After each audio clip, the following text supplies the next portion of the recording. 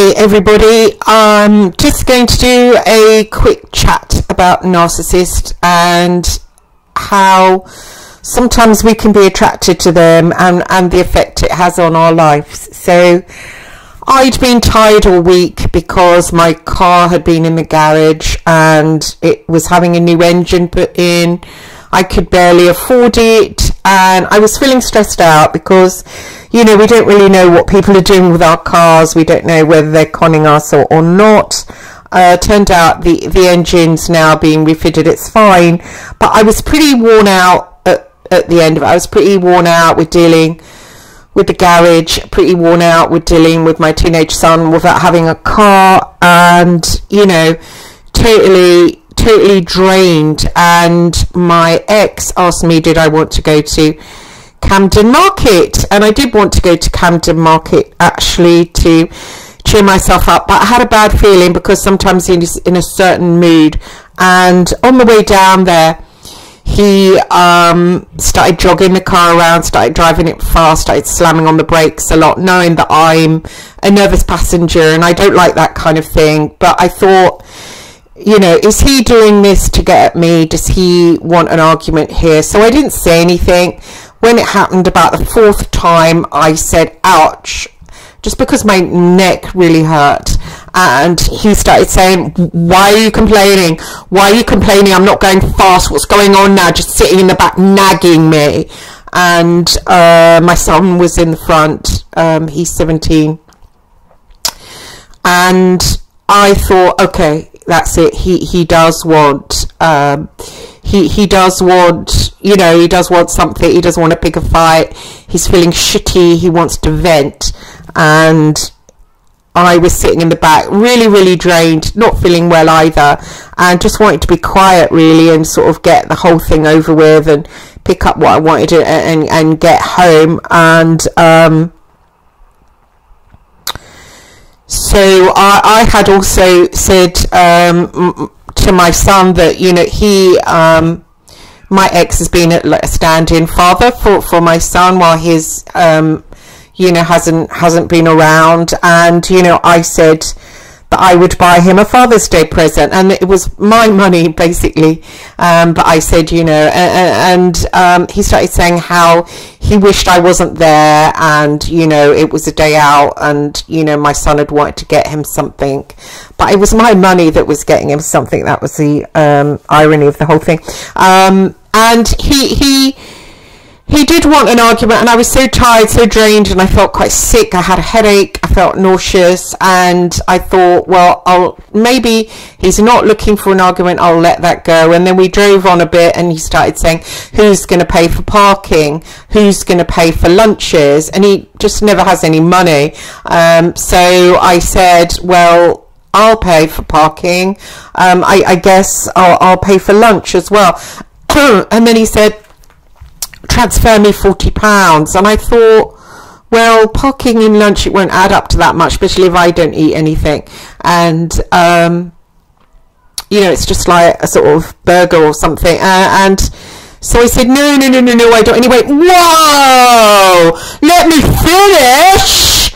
And I just said, whoa, you know, I don't want to, I just didn't have the energy to say anything else. And then he went into a rant and then said how I was spoiling the day, how I was nagging him, how I'd been in a strange mood, and how I'd been moaning in the back. And I know I hadn't, because I just wanted to be silent. And he'd said to me, you okay? And I said, I just feel a bit sick. I was maybe coming down with something. I mean, it's quite a normal thing to just want to be a little bit quiet. The radio was playing anyway. And throughout the day, he didn't like me going in shops that I wanted to go into, came up to my face and shouted, it's Father's Day, like that at one point, and just really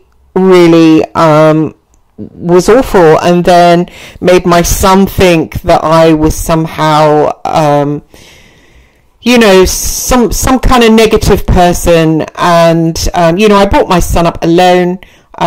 He wasn't there when he was younger. So it's like, it just felt weird, the whole situation. And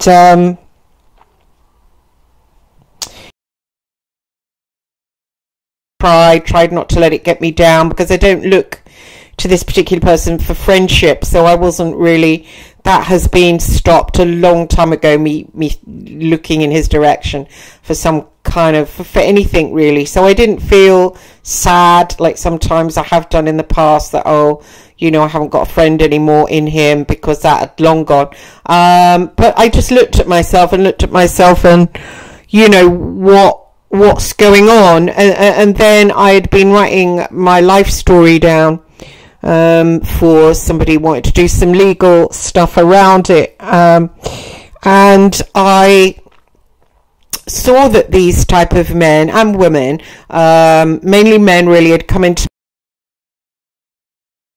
really screwed me over in a lot of ways. My ex partner, Phil Hall, who was the editor of the News of the World, he, you know, when he first met me, I was studying Ian Brady, had been to see him, and basically he found me doing it. It'd been leaked by the staff at the mental hospital, and he had you know, found me and basically said, you know, why are you doing it? And I said, you know, well, I'm just interested. And I said, for 1 minute, I thought he might be my long lost real father, but just for a minute, because it would have been a good excuse why, you know, I was dumped. You know, if you're dumped as a kid, you want to know why. I mean, all this, how adoptive people are supposed to put up with, oh, your parents couldn't look after you, as if, well, what do you mean couldn't? I mean, poor people do it. People with no limbs do it. Why couldn't mine couldn't look after me? I mean, they dumped you, basically, is what they don't tell adopted kids. And it's like making them have to believe in Father Christmas their entire lives. Basically, you were dumped by people who didn't want you. And so I was trying to find out reasons for it. And I was trying to find out reasons why my adoptive family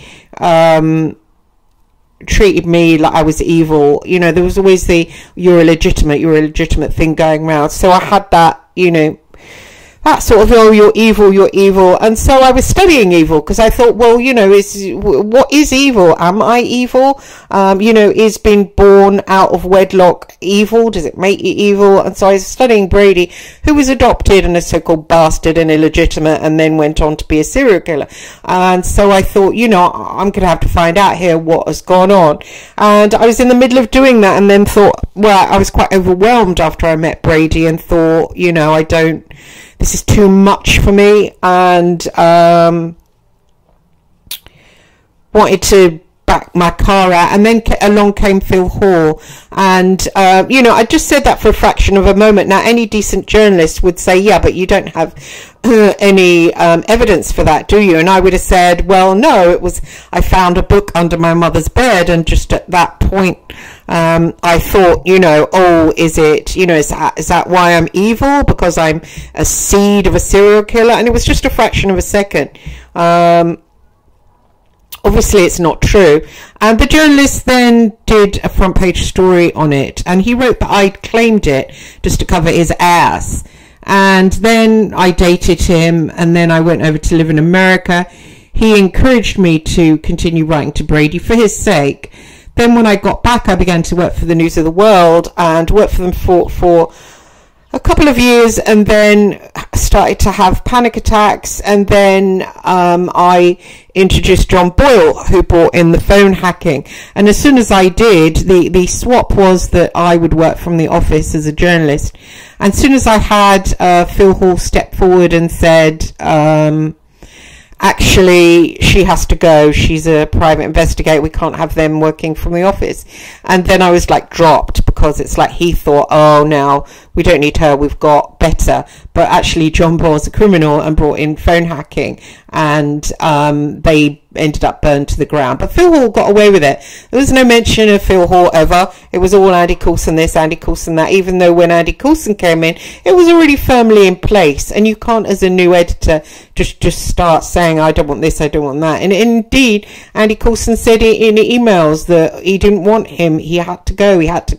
But Andy Coulson ended up going into prison. And Phil Hall was never mentioned. Phil Hall was never mentioned in Nick Davies' book, which is little more than a cover-up. John Boyle was barely mentioned. The whole thing is little more than a cover-up, Nick Davies' book. So it made me look, rewriting it all, it made me look at my life and why was I dating Phil Hall, this guy that had done that to me. Why did I, why was I dating him after he'd done that? And I remember being in bed with him and him moving towards me to make love, if you can call it that.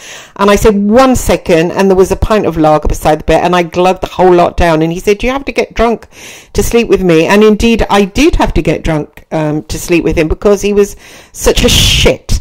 And writing it down and looking back, and I was doing it for Hacked Off. And then somebody who was intermediary with them said to me, oh, you can't libel Phil Hall. I mean, oh, really? He did all that? I can't say that he did all those things to me.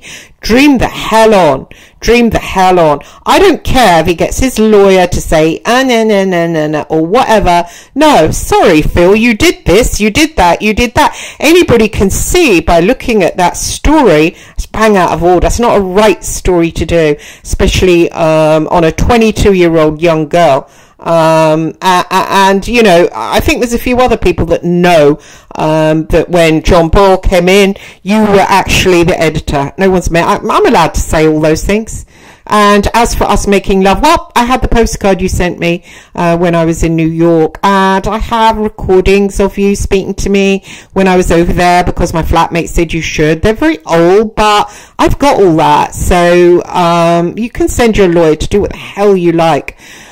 So this had gone on. I was looking back at it and looking back at these type of men that I've had in my life that actually actively try to destroy you. I mean, why did Phil Hall do that? One could look at, maybe he thought I was a better journalist than him. That's true, yeah. Maybe he was threatened by me. That's true. Maybe he was upset that I had to drink the lager that time. Who knows? Maybe he was upset that I said to Terania Tyrus that I'd been out with him and maybe she made trouble for me.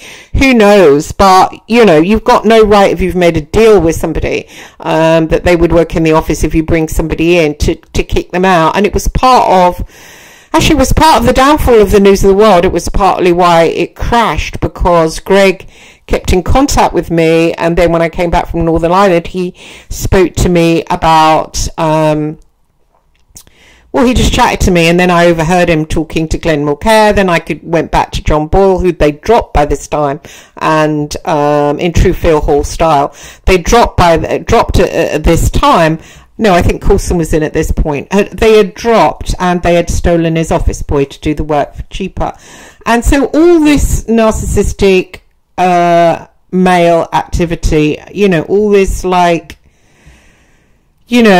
activity with not having a human heart. And I always seem to attract men like that. And I always seem to just, attract men that want to not only take me down, but destroy me. And not only destroy me, Phil Hall had a good run at destroying me. You don't say that someone's a daughter of a serial killer when quite wholly clearly they're not. You don't say they've claimed it. That's even worse, because I hadn't. He got me in a hotel room and I was crying my eyes out, and he said, you can be a stupid, or you can be his daughter, take your pick. And I will swear on that in court. I will swear on that in court. And there's also witnesses. There was a friend I had at the time who I'm still friends with, and she was witness to the whole entire thing. So let's have that in court. Yes, please. All these celebrities suing, got lawyers to sue papers for what they've done, but nobody comes forward and says, well, actually, you deserve a lot of money for when they ruined your life. Nobody says that. And then I had little choice but to work for them, because nobody else would have me after what they said.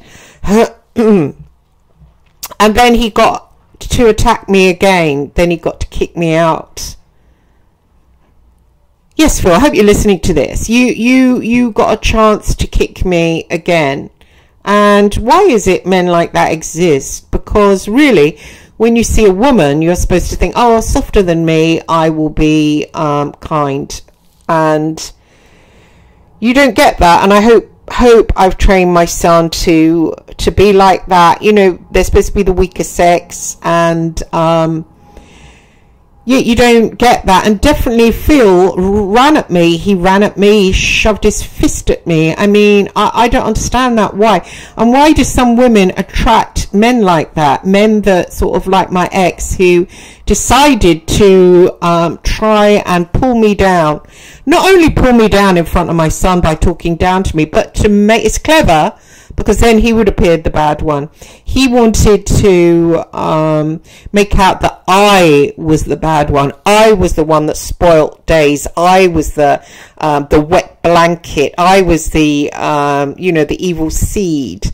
And I had that from my mother, actually. You're illegitimate, you're evil, you're evil, you're evil, you're evil. And it's a weird thing with narcissists that they have black hearts. They can't give anything to anybody. They can't love. They're not really talented. Phil Hall wasn't talented. He wasn't a good journalist at all. He did that story on me. He's a life-ruining shite. And he brown-nosed his way into being an editor. He wasn't liked. And there was another editor that worked at the News of the World called Alex Marinchek. And Alex was intelligent. He was charming. He had balls. He saw a good story.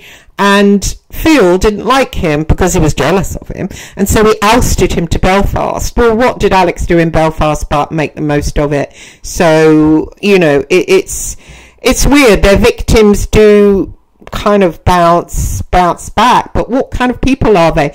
I'll enlighten you to what people, narcissists are. They are talentless, okay? They don't have any gifts. They are talentless. They don't have any colour. They're very, very bland. They don't have a heart. That's all grey, and it's like a piece of chewing gum in their chest. And they look around and they see bright people, and they see people with big hearts, and they see people who've got creativity and balls and talent, and they target people like that, okay? They try and do it. They're very sneaky the way they do it. They don't do it in an attack you from a distance. They charm you, and they try and get so they're your friends. They try and get so you're their lovers, and they take your good heart that you don't see sneaky, snidey people like this, and they take your good heart and they dash it against the wall because they haven't got hearts. They haven't got hearts, so they try to kill your heart. They try and make you sad about life. They try and make you despair about life. In fact, sadness is the main thing they want to cause in you. They want to make you sad. Okay, like yesterday, he wanted my son to see me in a dark light. That was what he wanted to do. That is what, above venting on me, he wanted my precious boy to see me in a bad light. And that was how he little jizzed off for the day. That's how he went home thinking, yeah, I got the power, I got the power. But people like that, they haven't got any power. They just need people like me and you to jizz over and to suck the energy out of. And that's what they do. They just target people the whole bloody time, and they're appalling. They're actually appalling individuals. Sometimes they get far, like Phil Hall, but I would guess right now he doesn't have a good relationship with his children. He doesn't have a good relationship with his wife. He's pretty much probably a lonely figure because they never let anybody see the real them. They never let anybody see their grey chewing gum heart. Somebody could heal it, but they don't want it to be seen. So they pretend to be something they're not. They pretend to have a heart, and they don't have hearts. They pretend to be nice. They can be charming. They can talk the talk, but that's all they can do. They can't actually feel. And it's odd. If you've had a childhood where there's been a narcissist, my mother was one, possibly my father, definitely my brother. And when you're surrounded by them, it's, and have been targeted by them sort of lifelong, it's hard to actually step out of the shadows. It's hard not to find them so familiar that you almost want to save them, that you almost have a savior thing where you think, I see them, I see how lonely they are, and I want to step in and help them. But there's no healing them, and there's no healing them because they can't be real.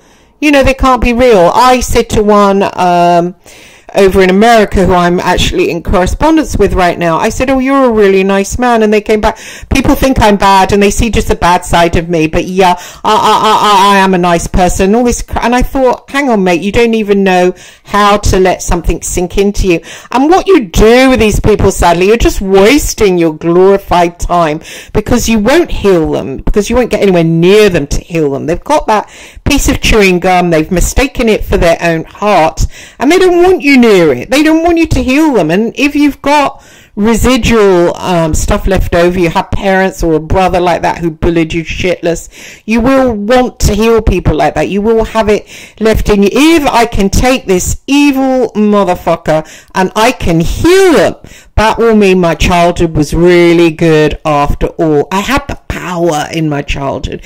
Well, actually, you didn't have the power in your childhood. You've got to get over that and face it. And, you know, face all the little hidden parts of you. I only discovered last week a certain part of me, a soul part of me, called Cheyenne, that I'd never even encountered before, that had a profound attraction to a narcissist. And, you know, just a profound, and it was almost like a wanting to, well, it was the side of me that was sexually abused by my father, and so it's kind of like caught in a kind of a dream that it's my father's wife.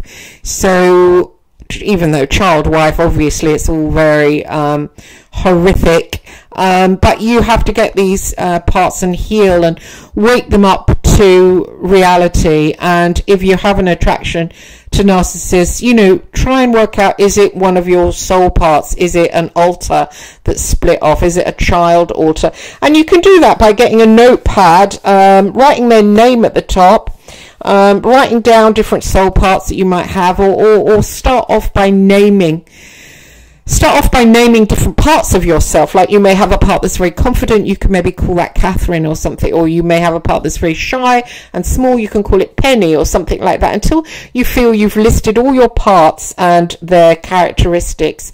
And then go on to another page, write the name of the person at the top of the page, write down the girl's name, the big girls, the little girls, the whatevers, and then write out what they each think of that person.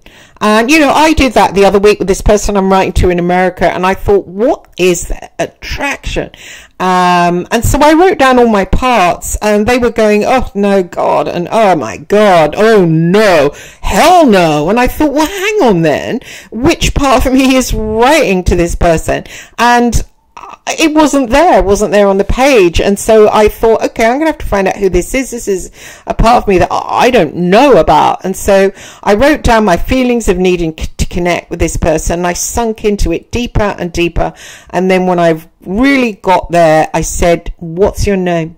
And then it came out Cheyenne. It's a name I'm not familiar with, a name I don't use. I don't know where they came from.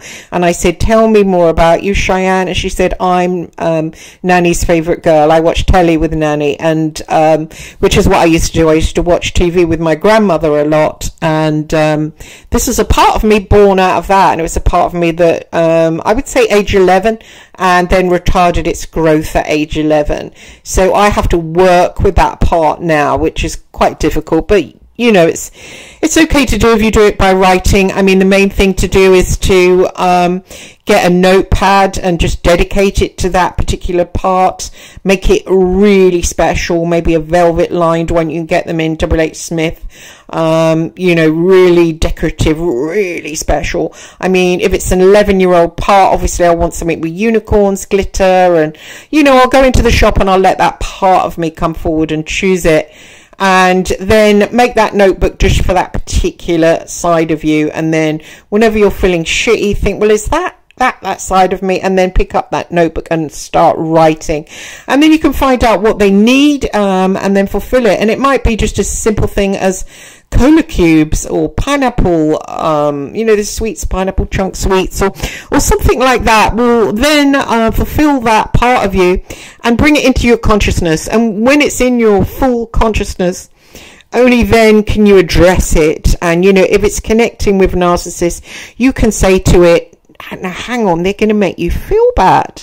They're going to make you, and they're going to steal things from you, and they're going to make your life feel bad, and then you're going to have to recover from it afterwards, because this is what they do. And they devalue you, they discount you, they need you to be bad, they need you to be evil. They won't own their own evil, so it's got to be chucked onto the nearest person.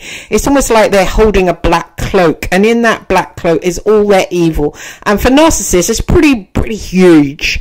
And so they're holding it, and anybody who comes near them, they've got to throw it over them, because they can't, don't want to own it, don't want to own it, don't want to own it. So they've got to have victims. So when you go into their orbit, you don't care if you go as a friend, you are going to end up a victim. You will. And that could take any form. It could take a very nasty form, you know, them trying to screw with your life in the nastiest way they possibly can.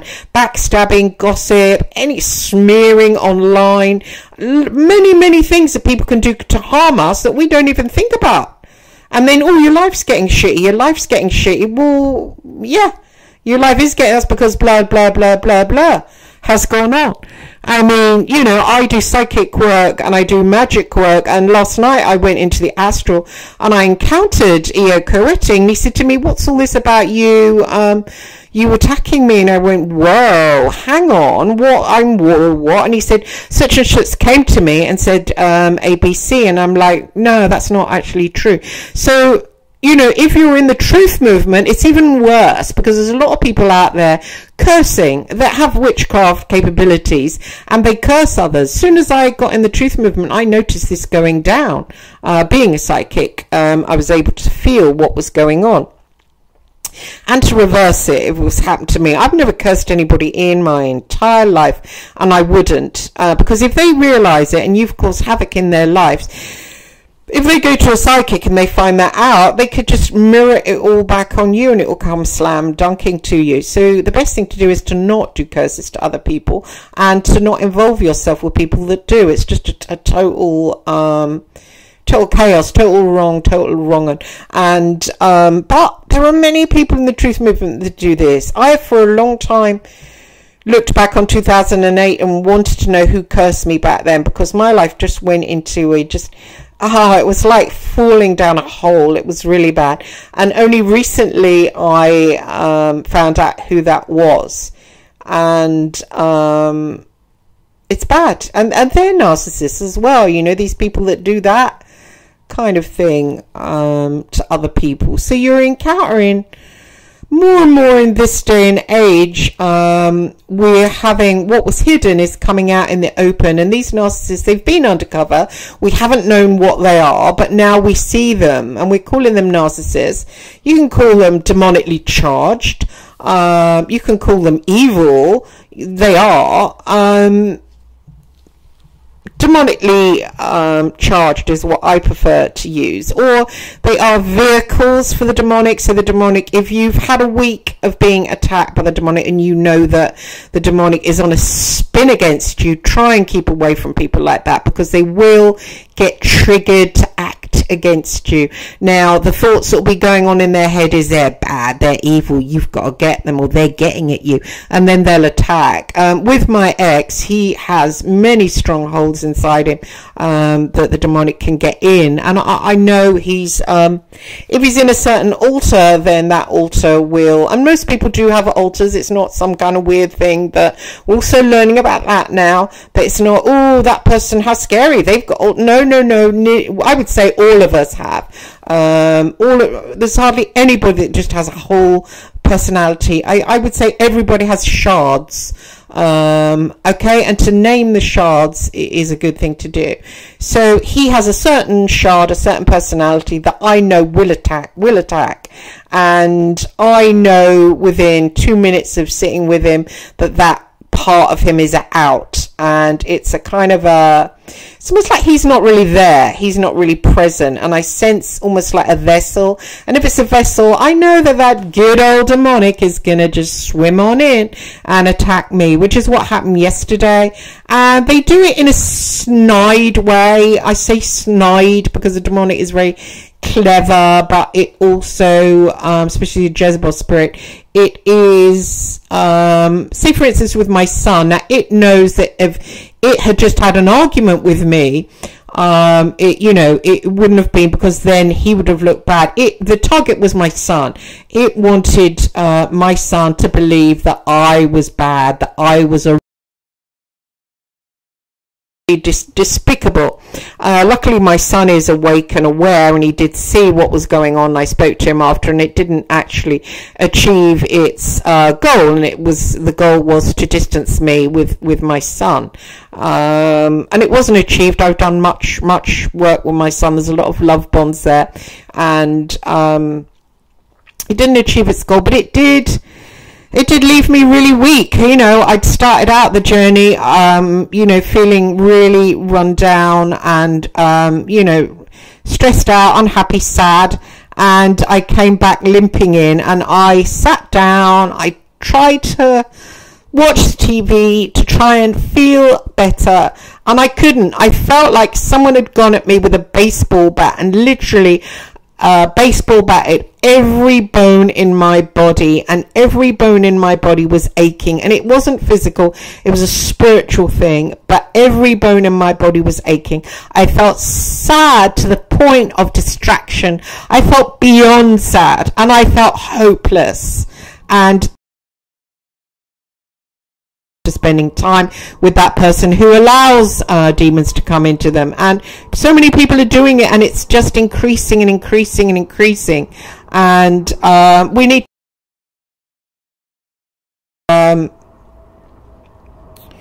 so I had made some oil, and this oil, I'd been studying essential oils for a long time and reading a lot of the old books on essential oil mixes for healing. One of them was quite complex, a really thick book with these different recipes written by, gosh, I can't remember, but she's really good.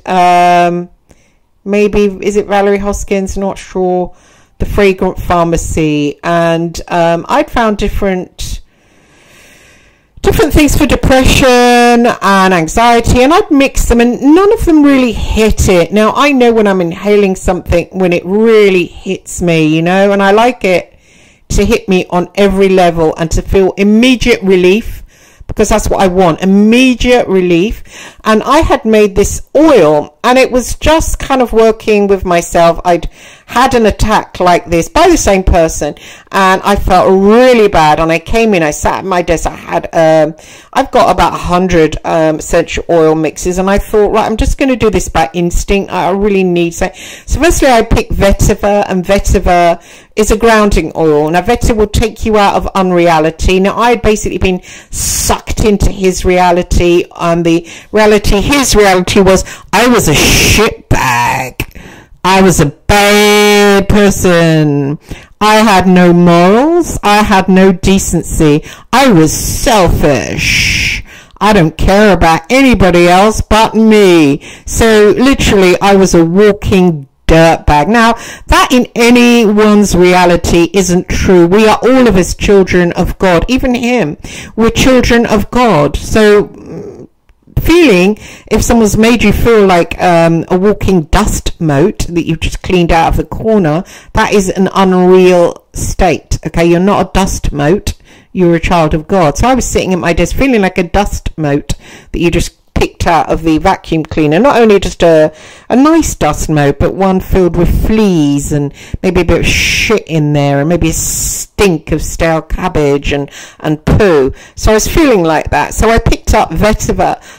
It was Neal's Yard vetiver, which is the best one. I inhaled it on the back of my hand, and I felt myself being pulled down into the earth, and the earth is very healing, and I just felt that real grounding to such a point where that dust mote feeling just went ping, and it just totally left me. I was pinged out of that reality, which has nothing to do with reality at all. It's the demonic realm. So I was just pinged out of that into the earth, and I felt like that had gone.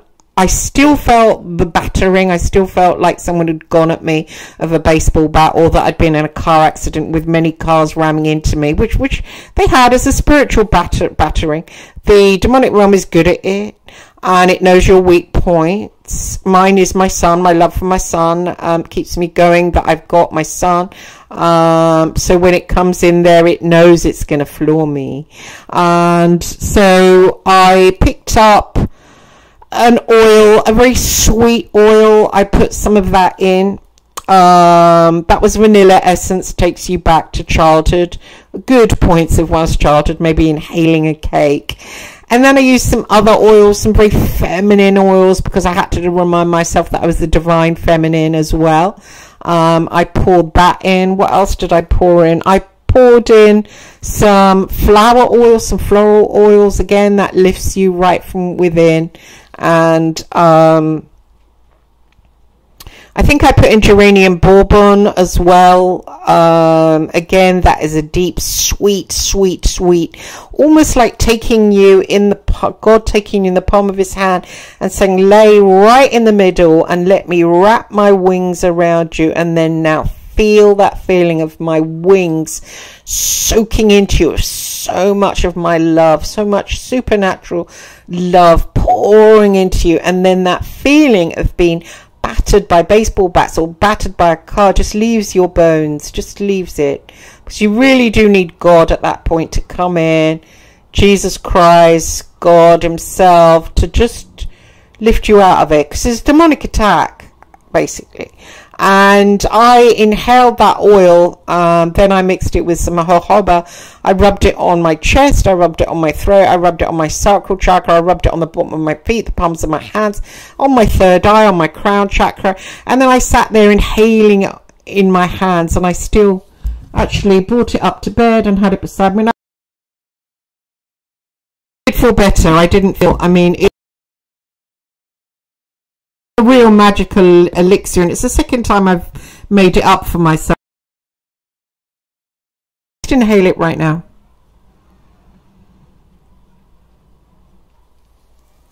Oh man, it just gets you on every level, your mind, and it just kicks out that demonic filth, and it just goes right down your body saying, are you okay?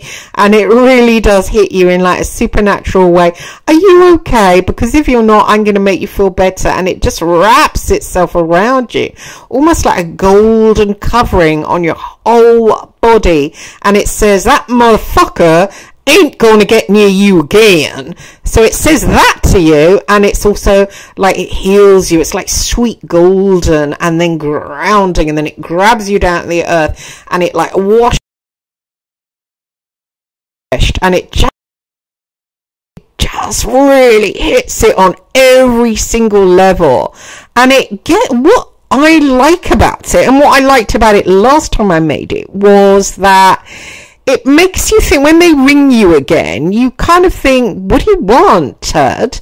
You know, it kind of makes you see them in what they are. It's like almost like a kind of a, just like a kind of a bit of paper coloured grey, like a bit of cardboard that's coming towards you going, hey, and you think, hang on, I'm a human being, you're a bit of cardboard. You're a bit of dry, flaking cardboard. Well, what could you possibly offer me? And you're probably upset that I'm a glorified human being and you're a bit of cardboard, so you're going to try and pinch and poke me, so piss off. And it kind of gives you that, you know, it kind of gives you that, it does give you that. I'm just going to inhale it one more time. And it just tells you, hey, you're a child of God. And it says that to every cell in your body all at once. So it's just like tells you you're a child of God. Not where you just have to feel it in your head. It just tells every cell in your body. So all those cells that have been battered and feel battered, so you can hardly get up. Let's face it, after an attack like that, you have to remain in bed. It allows you to, it just removes it. It removes it. Well done me for making this. Well done me. And I did it intuitively. I did it because I was sick and needed to heal, and this is the second time I've made it, and thank God that I bought the oils that I needed the other day, because I thought, I know, I'll sell it on Etsy, And so I got bottles. I haven't got labels yet. And I thought, right, you know, I'm going to do this. So I brought the essential oils I needed, but I haven't bothered to. So the first one I made it up for again was me. But I'm going to sell it. So if anybody's listening to this that likes the idea of it, please let me know an idea of a title I could call it, and so I could, you know, sell it on Etsy and help others, because it is a cure. When I made it last time, I put you again, and it kind of that stuck in my hair, but then I thought, shall I call it something else? So anyone got any ideas and they've stayed with me this long, please put it below, because I do want to put it out there. I can't see me making a profit in it, because once you buy the separate essential oils, they're about 15 quid each, and then you put it in jojoba, that's about a tenner.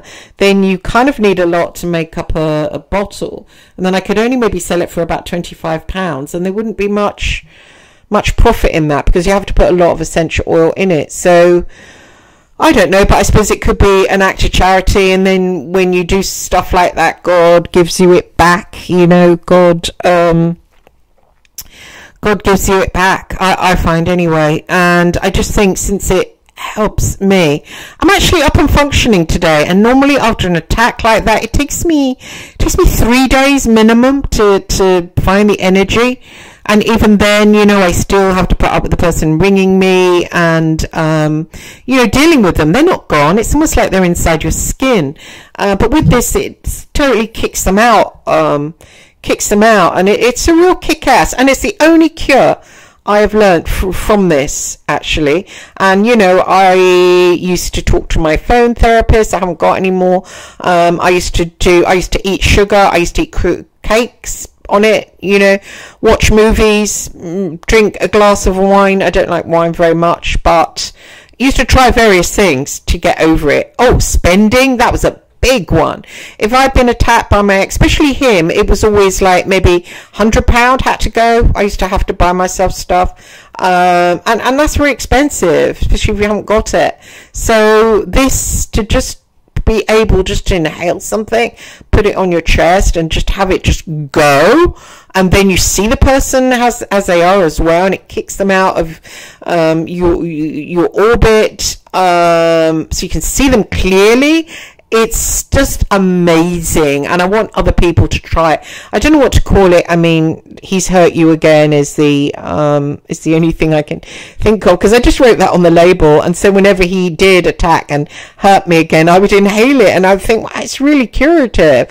I mean, no, it doesn't stop you from going back, especially well, when you've recovered, you know, and maybe not spoke to him for a month, you will still, you know, meet up with him again, because people like this, they often have altars, and there'll be one altar that'll be really bloody nice to you, and it'll be the greatest friend in the universe, and so, you know, you'll want to see them again, but it will start making you more and more aware that, yes, they do have a nice altar. Yes, you love that altar, but the fact is they've also got that vacuous altar, and that vacuous altar, when it comes in, the demonic will be able to attack you. So you kind of got to make a decision.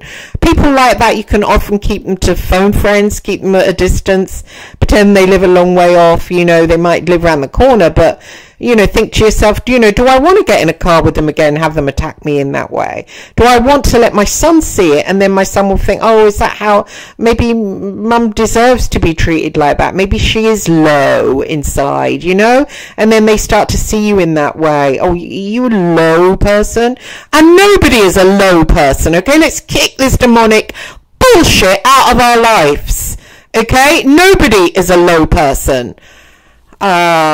It's just nonsense. Let's just get rid of it. Let's see it. Let's get rid of it. Let's stop this demonic attack coming in. It's just really, let's stop it. Let's seal up against it.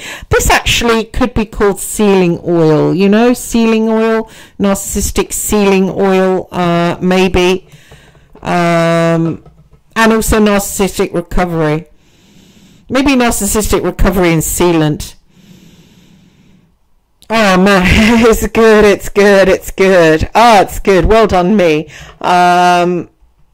I have no idea about selling products and what you have to do. Maybe if someone else has, they can help me out with that. But man, that really helps. And I like the way it gently lifts your self-esteem. And of course,